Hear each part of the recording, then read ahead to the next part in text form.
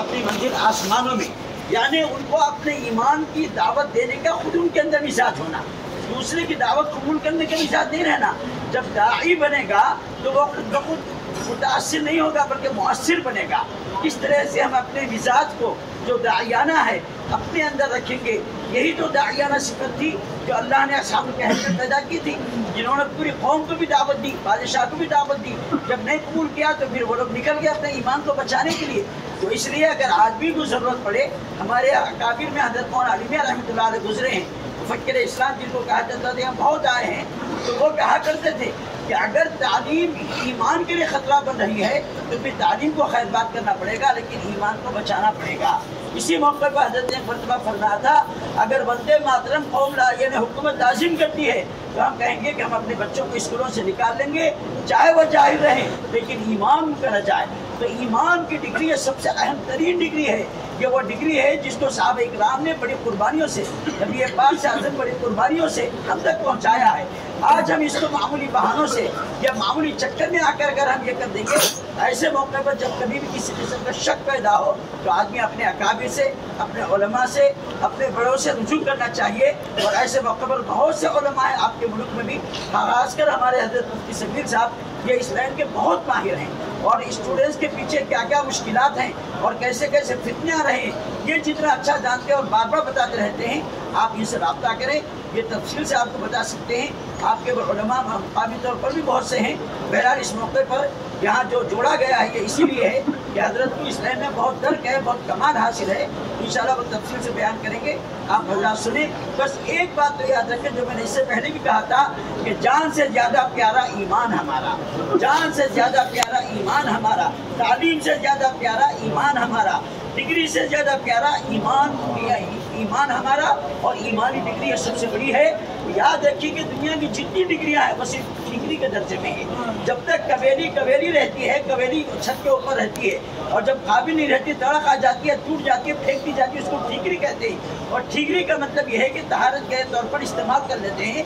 इसी तरह से दुनिया की डिग्रियां सिर्फ रोजगार के लिए है कि किसी मौके पर थोड़ा बहुत फायदा देने के लिए, न ये कब्र में काम आने वाली है न आखिरत में। बस एक वाक़े पर मैं बात खत्म कर लूँ। अभी करीब पड़ोसी मुल्क में एक नौजवान का इंतकाल हो रहा था, वो दुनिया की सारी डिग्री हासिल कर लिया। आपको हैरत होगी, वो डिग्री उसने नहीं छोड़ी। यानी इतनी डिग्रियां कि अपने मुल्क की तमाम डिग्रियां, इंग्लैंड की, अमेरिका की, सब डिग्रियां हासिल कर लिया, सब में फर्स्ट डिवीज़न। वो अजीब बात है कि बीमार हो गया, और ऐसा बीमार हुआ कि पूरे इलाजों के बावजूद भी उम्मीद नहीं रही हयात की। जब वो इंतकाल का वक्त करीब आ गया, लोगों ने भी बता दिया, डॉक्टर ने भी बता दिया, ये भी सुन लिया, समझ गया, तो उसने चंद घंटे पहले अपने वालिद से कहा कि मेरी जितनी डिग्रियाँ हैं वो लेके आइए। तो वालिद साहब उसका जाकर लेकर आए, और जब ला के दिए तो उसने कहा, अब्बा जान मुझे 3-4 जो इसमें बिल्कुल ऊँचे हैं वो ज़रा बता दीजिए। तो उसने वालिद साहब ने 3-4 निकाल कर बता दिया। वो देते ही हाथ में लिया और फाड़ दिया, और यूँ कहा कि अब्बा जान आप बताइए, मैं ये डिग्रियां लेकर खबर पे जाऊंगा तो क्या मैं खबर के अज़ाब से बचूंगा? काश अगर मुझे आप कुरान पाक का हिफ्ज़ करा देते और आलिम दीन बना देते, आज मुझे खबर में काम आ जाए। ये है ईमान की कदर। अल्लाह हम सबको इसकी तौफीक अता फरमाए। बहरहाल असहाबुल कहफ ने ईमान को बचाने के लिए वतन को छोड़ दिया, ओहदों को छोड़ दिया, खानदान को छोड़ दिया, हर किस्म की तकलीफें मुश्किलात बर्दाश्त करते हुए आगे निकल गए, और अल्लाह ने उसको बतौर मिसाल क़यामत तक उनके वाक़े को छोड़ किया है। अल्लाह तबारक व तआला हमें अपने ईमान को बचाने की तौफीक अता फरमाए। हजरत এই কথাটা বলেছেন যে স্কুল, কলেজ, ইউনিভার্সিটিতে পড়াশোনা করে তো তাদের একটা সমস্যা হয়। সমস্যা হলো যে তার শিক্ষক, উস্তাদ দেখা যায় অন্য কোনো ধর্মের, অন্য কোনো মতাদর্শের। তো যখন সে পড়াশোনা করে অগ্রসর হতে থাকে, তো এক পর্যায়ে ওই উস্তাদ তার নিজস্ব যে ধ্যান ধারণাগুলো আছে এটা তাকে শেখানো শুরু করে এবং ওইদিকে তাকে দাওয়াত দিতে থাকে। এটা একটা বড় সমস্যা।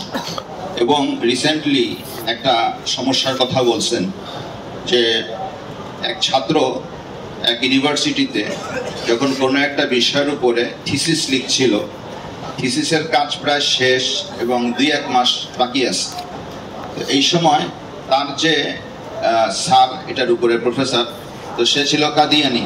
তো সে হঠাৎ করে থিসিসের পরিচালনা, থিসিস লেখা বন্ধ করায় দিল, দিয়ে বলল যে দেখো তুমি শুধু থিসিস লিখলে হবে না, মির্জা গোলাম মাহমুদ কাদিয়ানীকে সবচেয়ে ভালো মানুষ হিসাবে মেনে নিতে হবে। কারণ আমি যাকে সম্মান করি, আমার বড় যে, তাকে যদি তুমি না মানো তাহলে তোমার সাথে আমার কি সম্পর্ক থাকবে না। তো এইভাবে ও সে ছাত্রটা রদ করতে থাকলো, জবাব দিতে থাকলো, আলোচনা হতে থাকলো, কিন্তু এক পর্যায়ে দেখা গেল যে ওরা কোনোভাবেই মানছে না। তখন সে থিসিস সব বাদ করে দিয়ে চলে আসছে। তো এটা হলো যে বর্তমানে এই স্কুল কলেজগুলোর মধ্যে সমস্যা।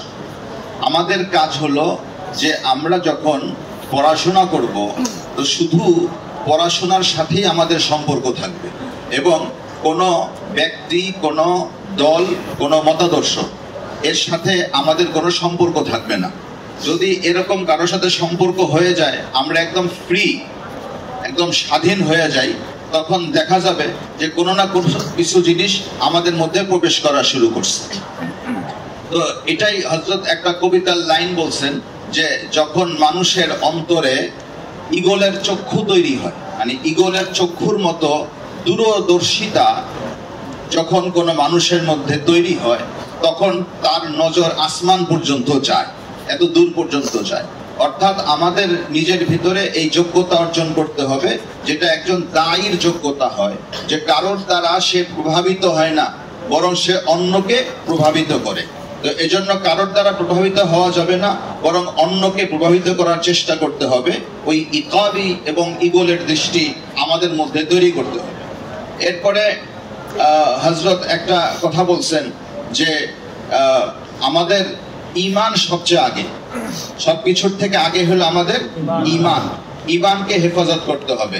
এই কথাটাই মাওলানা আলী মিয়া নদভী রহমতুল্লাহ আলাই, অনেক বড় মুফাক্কির ইসলাম ছিলেন, তিনি উল্লেখ করছেন যে দেখো যে ঈমান এত বড়, এই বিষয়টা তিনি এভাবে বলছেন যে ভারতের স্কুলে ভর্তি হতে হলে একটা দেশাত্মবোধক গান গাইতে হয়, এটার নাম হলো বন্দে মাতারম।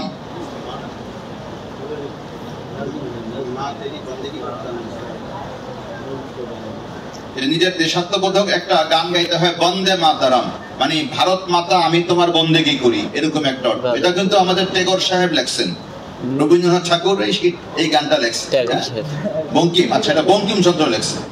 তো এই সাম্প্রদায়িক এক লেখক, সে এই গানটা লিখছে।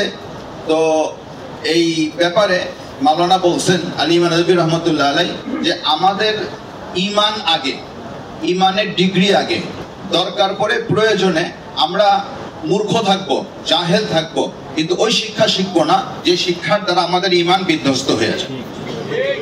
এজন্য হযরত এটার উপরে জোর দিচ্ছেন যে আমাদের সন্তানদেরকে ঈমানের উপরে মজবুত থাকা এবং ঈমানের ডিগ্রিকেই সবচেয়ে বড় ডিগ্রি মনে করা উচিত, এবং ঈমানের ডিগ্রি সকলের উপরে থাকবে। তাহলে বাকি ডিগ্রি কি হবে? বলছেন এগুলো হলো স্ট্যান্ডার্ড ঢিলা। কিভাবে বলছেন? যে বিল্ডিং এর উপরে, একদম ছাদের উপরে ওই যে বিভিন্ন টালি দিয়ে কাজ করে না, যখন ওগুলি ভেঙে যায় তো ওগুলো নিচে ফেলে দেয় না, ওগুলি তখন একটা অকার্যকর বস্তুতে পরিণত হয়। ইস্তেঞ্জা করা ছাড়া এটার আর কোনো কাজে আসে না। এখানে আছে। তো আমাদের ঈমানকে সকলের উপরে রাখতে হবে, এবং ঈমানের সাথে সাংঘর্ষিক হয় যত ডিগ্রি আছে, এই সমস্ত ডিগ্রিগুলোকে আমাদেরকে ওই ভাঙা তালির পর্যায়ে, ঢিলার পর্যায়ে রাখতে হবে। তো এটারই একটা মিসাল দিছেন যে কিছুদিন আগে একজন যুবক আমাদের পার্শ্ববর্তী রাষ্ট্রে, যার সব বিষয়ে বড় বড় দেশের ডিগ্রিগুলো ছিল, অর্থাৎ তার হিন্দুস্তানের ছিল, লন্ডনের ছিল, আমেরিকার ছিল, অনেক শিক্ষিত, কিন্তু সে অসুস্থ হয়ে গেল এবং মৃত্যুর সময় আসলো। ডাক্তার বলে দিছে, সেও জানতে পারছে আর কয়েক ঘন্টা তার হায়াত আছে। এই সময় সে তার বাবাকে বলল, বাবা আমার এই ডিগ্রির যে কাগজগুলো আছে, সার্টিফিকেট, এগুলো একটু নিয়ে আস। তো বাবা তালাশ করে খুঁজে নিয়ে আসছে। তারপরে সে বলল যে এর ভিতর থেকে সবচেয়ে উঁচু পর্যায়ে ডিগ্রি যেগুলো, হার্ভার্ড, অক্সফোর্ড, এগুলো যে ডিগ্রিগুলো আছে, এগুলো একটু আমাকে দাও, বাইর করে দাও। যখন বাইর করে দিছে, তো সে হাতে নিয়ে মৃত্যুর কয়েক ঘন্টা আগে ছিঁড়ে টুকরো টুকরো করে ফেলছে। এবং বাবাকে বলল যে বাবা তুমি আমাকে বলো যে এই ডিগ্রিগুলো আমার কবরে গিয়ে কি কাজে লাগবে। তুমি যদি আমাকে হাফেজে কোরআন বানাইতা বা দিন শিখাইতা তো ওইটা আমার কবরে কাজে লাগতো, আমার আখেরাত সওয়াব যেত, সুন্দর হয়ে যেত। তুমি আমার এগুলো শিখাইছো, আমি শিখছি, এখন আমার এগুলো কোনো কাজে আসতেছে না।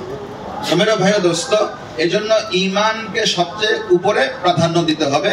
জান সে প্যারা ঈমান হামারা, অর্থাৎ এই কথাটা বলছেন যে ডিগ্রি সে প্যারা ঈমান হামারা, তালিম সে প্যারা ঈমান হামারা, যে সবকিছুর থেকে প্রিয় এবং দামি হলো আমাদের ঈমান। হ্যাঁ, এরপরে একটা বিষয় আছে যে স্কুল কলেজের মধ্যে বিভিন্ন রকমের সন্দেহমূলক কথাবার্তা, এমন সোহবতে মানুষ পড়ে যায় যে তার অন্তরের মধ্যে সন্দেহের সূত্রপাত হইতে পারে। এই ক্ষেত্রে অবশ্যই হক্কানি ওলামা ইকরামদের সাথে যোগাযোগ রাখা এবং তাদের কাছে গিয়া এই সন্দেহকে নিরসন করা জরুরি। তো আমরা এই কথা কয়েকটাকে খেয়াল রাখবো এবং এই বিষয়টাকে নিয়েই কিন্তু আল্লাহ জাল্লা শানুহু সূরা কাহাফ নাজিল করছেন, যে সূরা কাহাফের 7 জন যুবক তারা সবাইকে দাওয়াত দিচ্ছে, ইমানের দাওয়াত তারা তাদের পরিবারকে দিয়েছেন, তারা বাদশাকে দাওয়াত দিয়েছেন, সবাইকে বুঝাবার চেষ্টা করেছেন। তারপরে না বুঝার কারণে তারা তাদের ঈমানকে নিয়ে আলাদা হয়ে গেছে, পৃথক হয়ে গেছেন এবং ঈমানকে হেফাজত করছেন। এই দৃষ্টান্ত আমরা অবশ্যই আমাদের সামনে রাখবো, এটাকে আমরা আমাদের আদর্শ বানাবো। আল্লাহ তাআলা আমাদেরকে তৌফিক দেন।